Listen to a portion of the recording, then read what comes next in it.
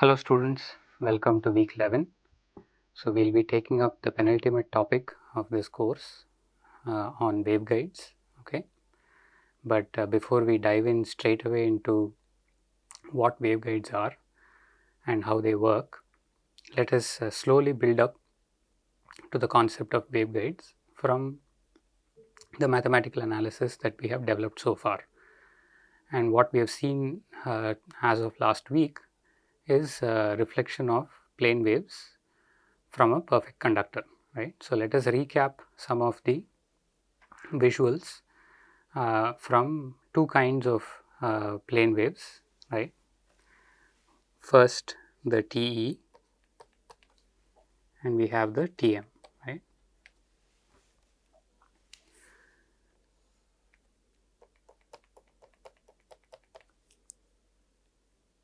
Okay. So, the TE wave is one where the electric field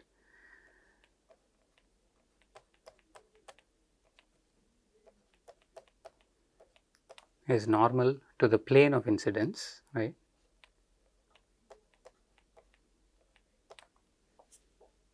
Okay. And the convention we had chosen was that the reflected electric field was also facing in the positive y direction.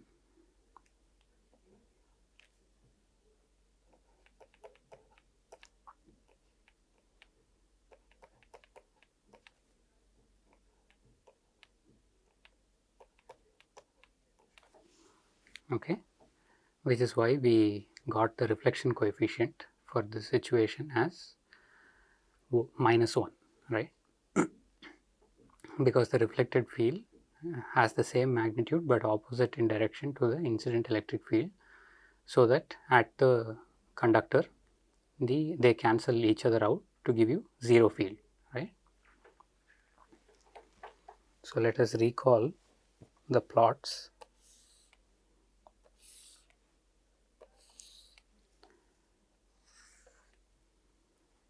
So, our convention was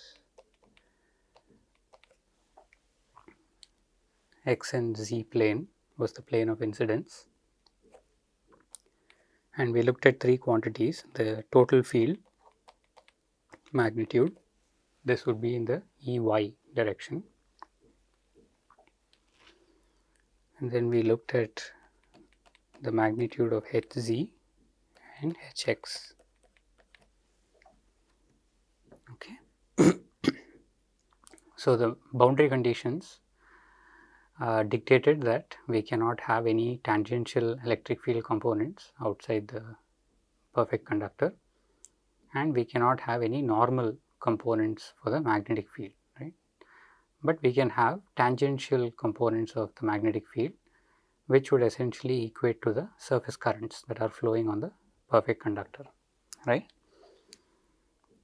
So, let us recall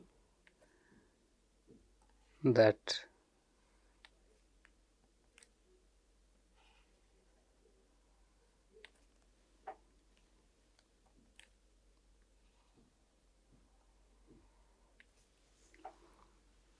the total electric field had a null at the conductor, right, and we had periodic nulls being formed as we move in the negative z direction, right. So, Hz being the normal component also behaved very similarly.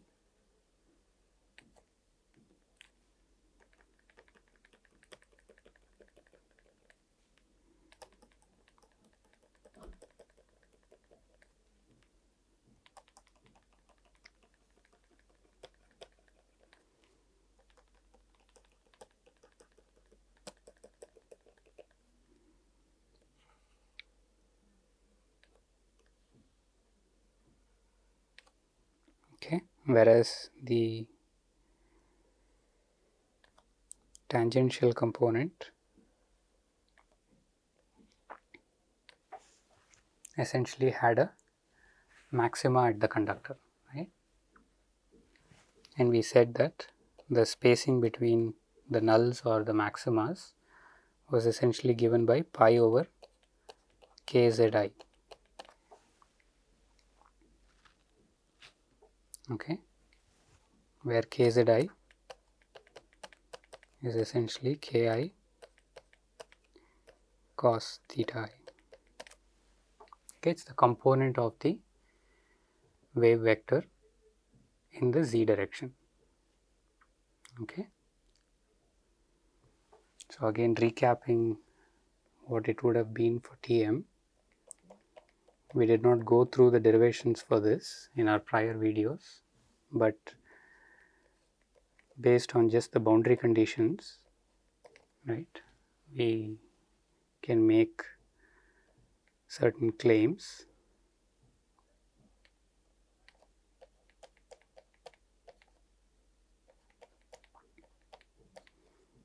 I'd also encourage students to try this on their own, right? So you can actually verify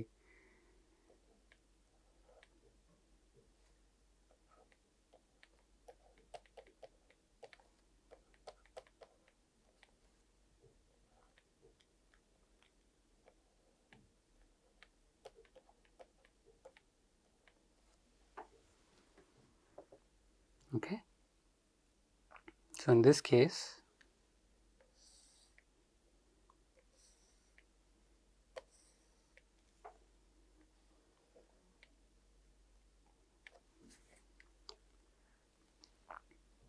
we can start with Ex. This is the tangential component of the electric field. Okay. We can also look at Ez, and we can look at Hy or H total, right. So assuming that the situation with Tm also gives rise to a complete reflection, and that the incident wave and the reflected wave have equal strengths, we can hope to see perfect cancellations of electric and magnetic fields, and I can also expect to see the same kind of periodic pattern in this situation as well, right.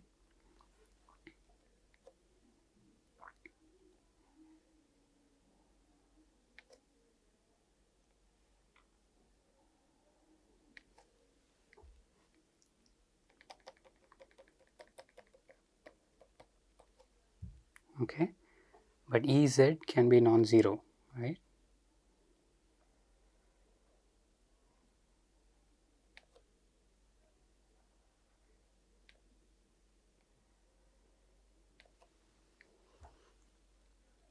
Okay, and similarly Hz can also be non-zero.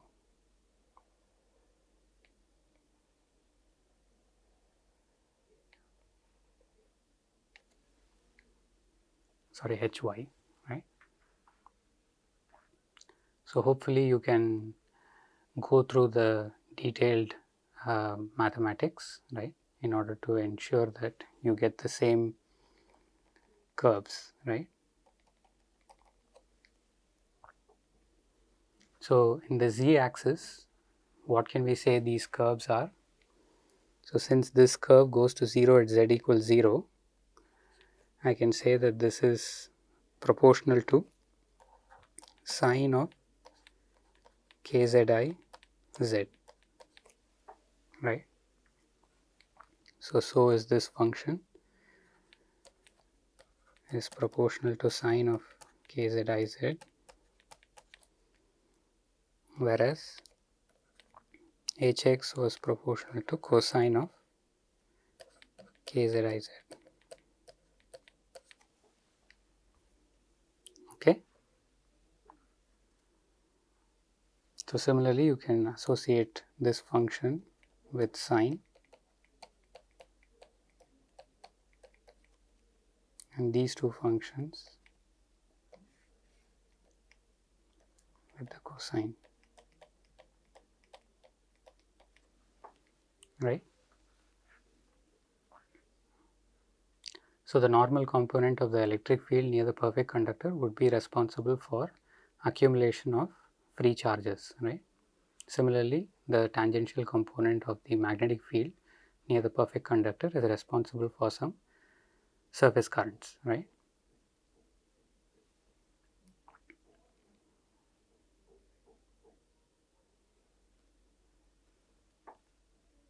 So just to point out something very critical, right? Let's make an observation here. I have given you these proportionality functions, right?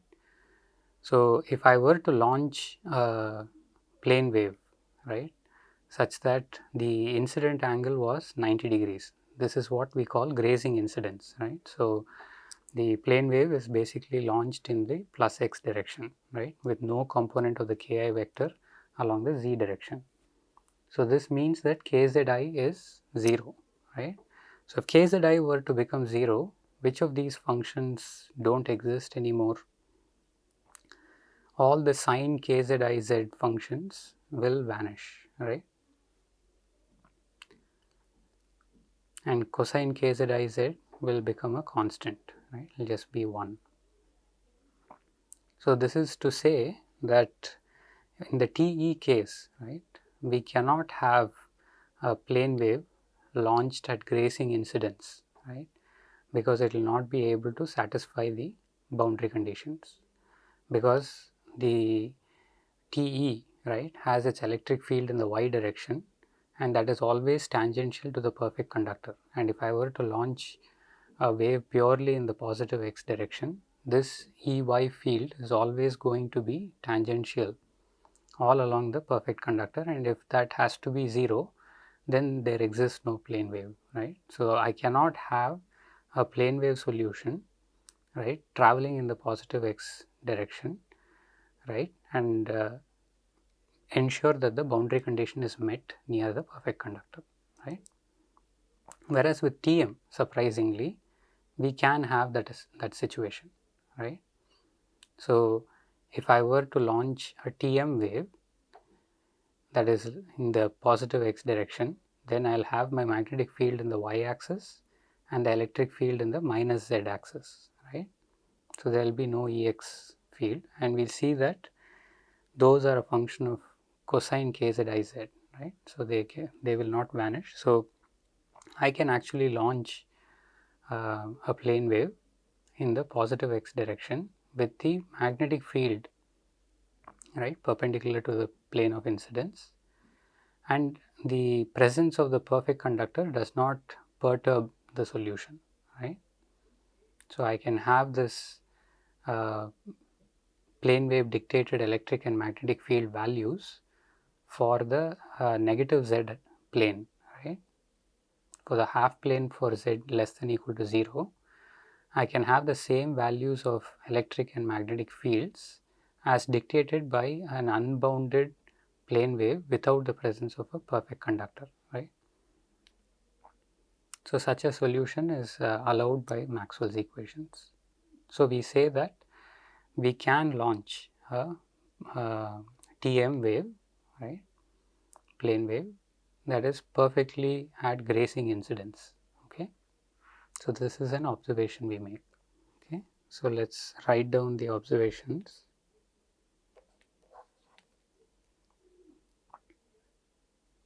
So for both TE and TM,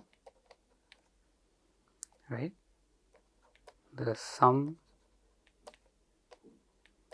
of incident and reflected fields, right,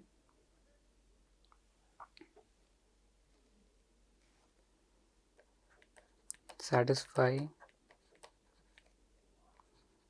the boundary conditions.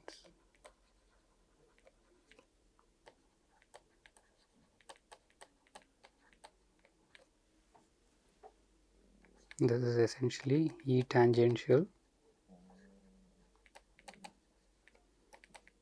equal to 0 and H normal. Okay.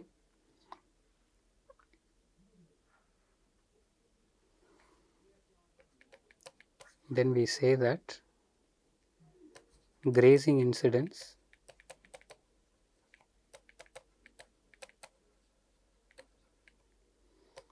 is only allowed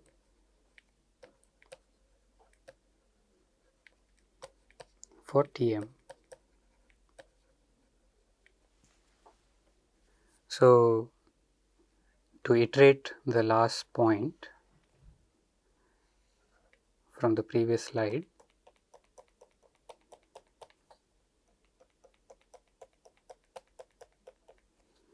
right, I can have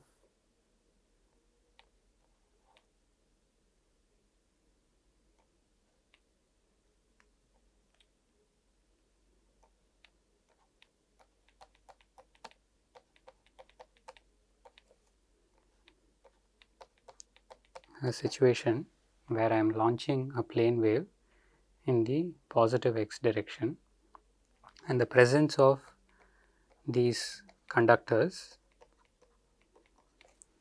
right, does not quite perturb the solution, right.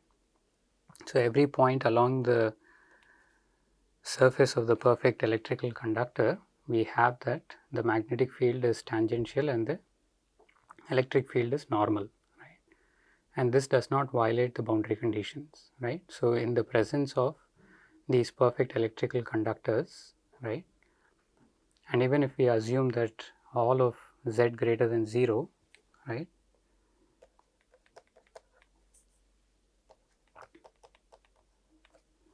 and z less than minus d were all conductive, right, we can still have the existence of electric and magnetic fields between the two conductors, right, which match the values of a plane wave that's launched in the positive x direction. Okay. Remember, the plane wave has infinite extent, right. In the plane containing the electric and magnetic field vectors, the extent of the plane wave is infinite, right. But what we are trying to say is, I can have values for electric field and magnetic field between the two perfect conductors, right, that match the same values as if there were just a unbounded plane wave moving in the positive x direction, right. So, the same values of electric and magnetic fields from an unbounded plane wave moving in the positive x direction can exist, right, is a reasonable solution for the situation when I place two perfect electrical conductors a distance d apart, right, and this d can be arbitrary. Okay.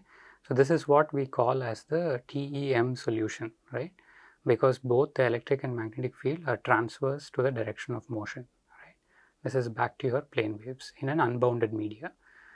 But remember that the difference here is, slowly we have brought two conductors, right, that have bounded or restricted the region of interest for us, right, for calculating the fields. Okay, remember that early on when we took up the task of solving Maxwell's equations, we mostly looked at plane waves as solutions in a unbounded media, right. So, we have a uniform, homogeneous and unbounded media, and we notice that plane waves can be solutions, right, and thus any other solution for electric and magnetic fields can be written as the sum total of many such plane waves, right. Now, we are actually letting go of the case of unbounded media and we are actually looking at bounded situations, right. So, now there is only dielectric,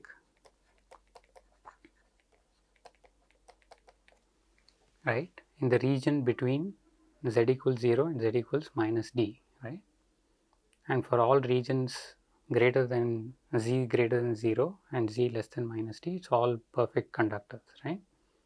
So, we have reduced the region, right, of dielectric material, and we are asking what does the solutions for electric and magnetic fields look like here, right. And throughout this week we are going to try and get insights so that we don't quite take this challenge head on.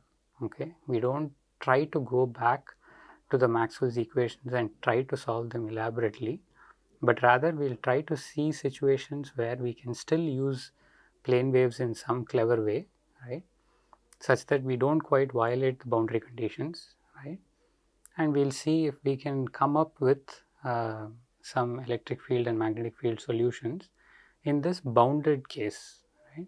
So remember, the main difference with what we are dealing with this week and all the prior weeks is we are entering into what we call a bounded medium. Okay.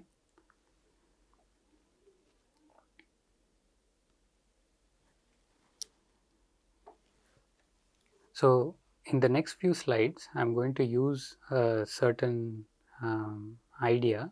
So I want to explain that here, right? So I said that the way I will draw a plane wave is using these three vectors E, H and K, right. This in a sense is actually saying that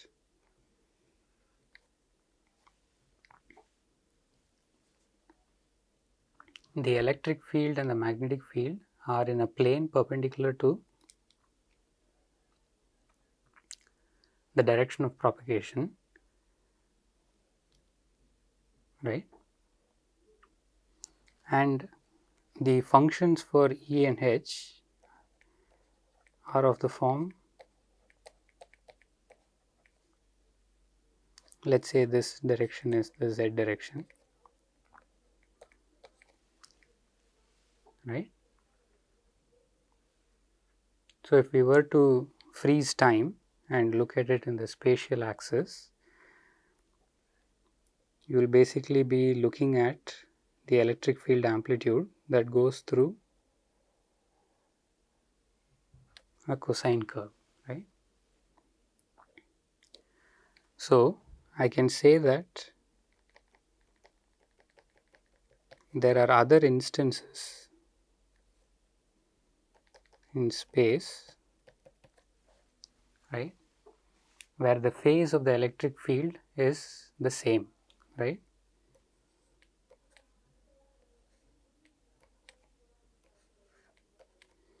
So these are the planes of constant phase,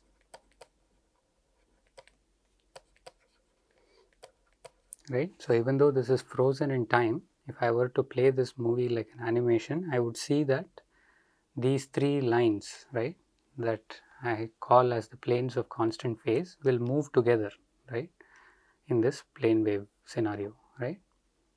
So you can kind of picture that the phase of the electric field in each of these planes, right, is the same, because it's essentially gone through one full 2 pi cycle.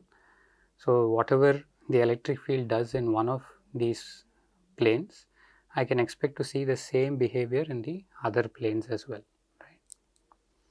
So I'll also use this pictorially to say that here is my k vector to denote the direction of propagation of the electromagnetic wave, and I will try to use a stack of lines, right, to denote the planes of constant phase. Okay.